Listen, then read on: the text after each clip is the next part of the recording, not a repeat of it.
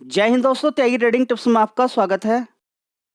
दोस्तों, इस वीडियो के अंदर हम बात करने वाले हैं Q4 के रिजल्ट्स। देखिए, रिजल्ट्स बड़े ही इम्पोर्टेंट होते हैं हर कंपनी के लिए, क्योंकि Q4 के रिजल्ट्स या फिर Q3 के रिजल्ट्स या फिर Q2 के रिजल्ट्स या Q1 के रिजल्ट्स का मतलब होता है कि पिछले 3 महीने में क्या परफॉर्मेंस है। देखिए, आप बैंक के अंदर तो बैठ नहीं सकते जाके, आप बैंक वाले मैनेजर से जाके नहीं पूछ सकते हैं, ब्रांच में जाके आप कॉन्टैक्ट करेंगे कि भाई अलग-अलग ब्रांचेज़ के बारे में बताइए कि किस तरह की परफॉर्मेंस चल रही है, नहीं देख सकते ना, ठीक है? तो ऑनलाइन Q4 हो या Q3 रिजल्ट्स देखने के बाद आप एक अनुमान लगा सकते हैं कि बैंक की परफॉर्मेंस या किसी कंपनी की परफॉर्मेंस कैसी चल रही है। तो as per my view results अच्छे आए हैं, क्योंकि रिजल्ट्स ऐसे समय पे आए हैं। आज सैटरडे है, आज क्या है सैटरडे, कल संडे है, मंडे को मार्केट खुलेगा। यानी कि अगर सेम डे रिजल्ट्स आ जाते हैं और ड्यूरिंग द मार्केट आ जाते हैं तो आपको एक पैसा कमाने का मौका ही मिल जाता है सेम डे, ठीक है? या फिर आज अच्छी खासी रैली नहीं बनी, ठीक है? मान लीजिए कि आज मार्केट खुला, थोड़ी रैली बनी, जैसे कि आपने अभी देखा था हाल फिलहाल में इरेडा के रिजल्ट्स काफ़ी अच्छा है।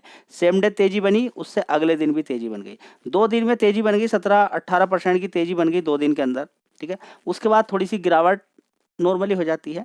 लेकिन सबसे अच्छी बात ये है कि जो कंपनी आपने खरीदी हुई है, उसके रिजल्ट्स अगर अच्छे आ जाएँ, तो एक बहुत अच्छी बात होती है। तो येस बैंक के अंदर सबसे पहले तो यही देख लीजिए कि ये ऊपर ₹32 मार के आज की डेट में ₹18 के आस-पास चल रहा है। क्या 5 दिन के अंदर कोई हिंट मिली या कुछ थोड़ी बहुत तेज़ी मिली? ठीक है, हाँ। तो एक ये हिंट लोगों को पहले मिल जाती है हल्की-फुल्की। यहाँ पर आप देख सकते हैं पोजीशन तो पहले ही बन जाती है। यहाँ पर आप देख सकते हैं कि 6% की तेज़ी तो पिछले 5 दिन के अंदर तेज़ी बन गई है। तो हिंट तो एकदम हम हिंट भी नहीं कह सकते हैं। क्यों? क्योंकि अगर हम देखें तो बैंक निफ्टी के अंदर लगातार पिछले 5 दिन से तेज़ी बन रही है। पिछले 5 दिन से तेज़ी बन रही है। उसके पीछे का कारण यही है कि Q4 के रिजल्ट्स काफ़ी सारे बैंकों के अच्छे आ सकते हैं, एक अनुमान है। और भी बैंकों के रिजल्ट आ जाने वाले हैं, वन बाय वन करके सभी कवर किए जाएँगे।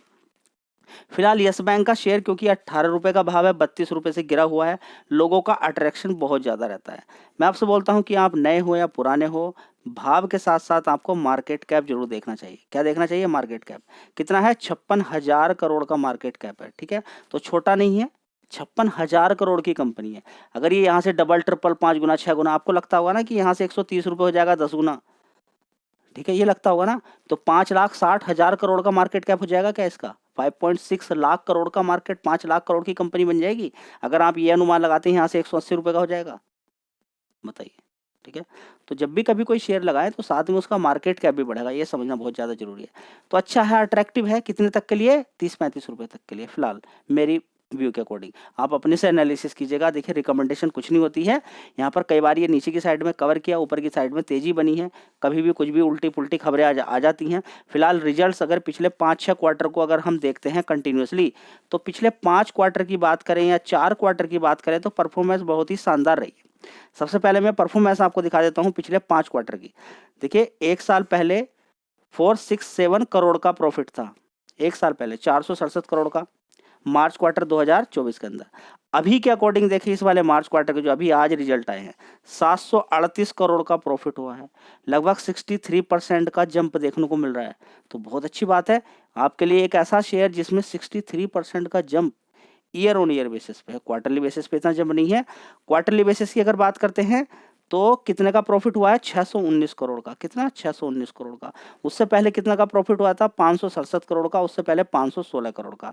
तो क्रम से मैं बता देता हूँ, पहले 567 करोड़ का प्रॉफिट हुआ, उसके बाद 516 करोड़ का क्वार्टरली, फिर 567, फिर 619 करोड़, अभी 738 करोड़। इस तरीके से लगातार आगे की साइड में प्रॉफिट बढ़ता हुआ जा रहा है, ठीक है? तो ये बात समझ में आ गई आपकी? चलिए, अब कमाल की बात ये होती है, ये तो आपने देख लिया। चलिए एक बार यहाँ पर भी हम देख लेते हैं।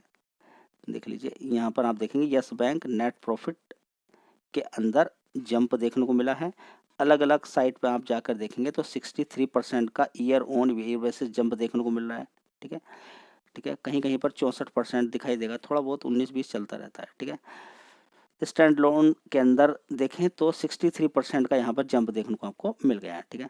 अब यहाँ पर सिर्फ आपको यही नहीं देखना चाहिए, आपको ये भी देखना चाहिए कि कभी-कभी क्या होता है बैंकिंग के अंदर प्रॉफिट तो बढ़ जाता है, लेकिन उसके साथ-साथ प्रोविज़निंग घट जाती है, ठीक है? प्रोविज़निंग घट रही है, बहुत अच्छी बात है, लेकिन नेट एनपीए उसके साथ घटना चाहिए।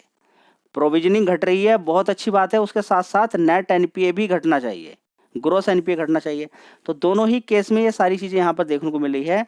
अगर ग्रोस एनपीए की बात करते हैं, ग्रोस एनपीए की अगर बात करते हैं तो देखिए कितना हो गया, 1.7% हो गया। एक साल पहले कितना था, 1.6%। तो 1.6% ज़्यादा है, कितना हो गया, 1.3% कम हो गया, बहुत अच्छी बात है।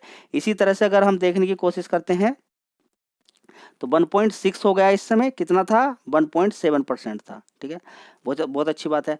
अगर देखें पहले कितना था, नेट एनपीए 0.6%, कितना, 0.6%, अब कितना हो गया, 0.3%, ठीक है, 0.3%, यानी कि बहुत कम हो गया, ठीक है, बहुत अच्छी बात है। ये एक बहुत अच्छी बात यहाँ पे देखने को मिली है।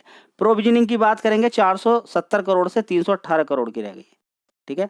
कभी कभी आप देखेंगे कि किसी किसी बैंक की प्रोविजनिंग बढ़ जाती है।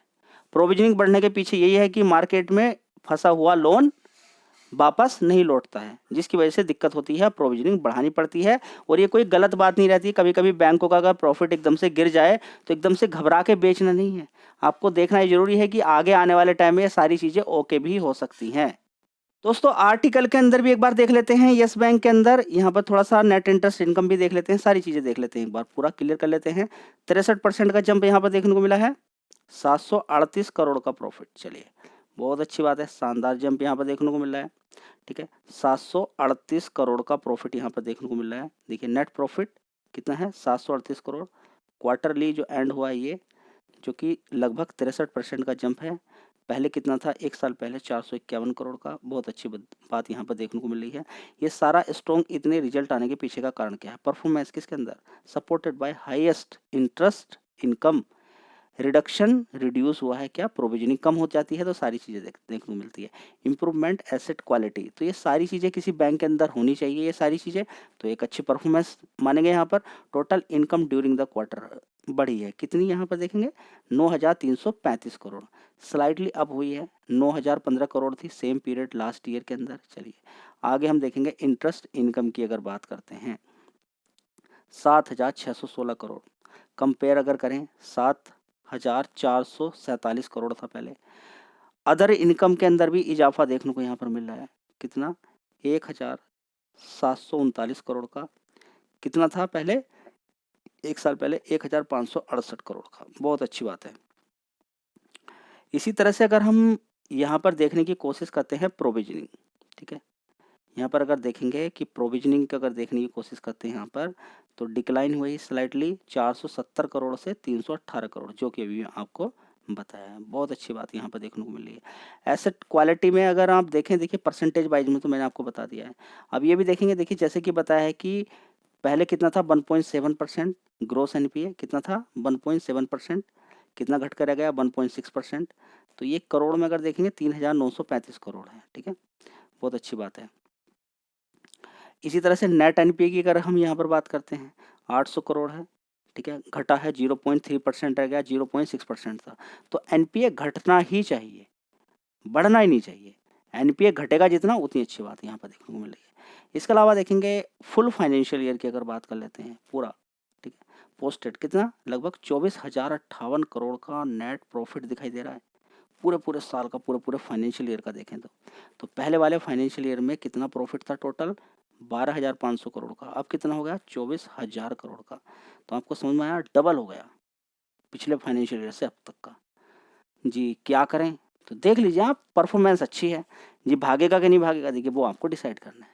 इस चैनल पे खरीदने बेचने की राय बिल्कुल नहीं दी जाती है, ठीक है। छोटा शेयर है, त्यागी ट्रेंडिंग बता दीजिए खरीदें क्या नहीं खरीदें, आपने तो रिजल्ट की अच्छी स्टडी आपके सामने सारी चीज़ें रख दी हैं, अब आपको डिसाइड करना है। वीडियो अच्छी लगी लाइक शेयर कर दीजिएगा। वीडियो देखना केवल, उसको लाइक नहीं करना, बहुत गलत बात है, लाइक भी करना है आपको। और जो लोग वीडियोस देखते हैं चैनल को सब्सक्राइब नहीं करने, चैनल को सब्सक्राइब करके भी रखें। जय हिंद, वंदे मातरम।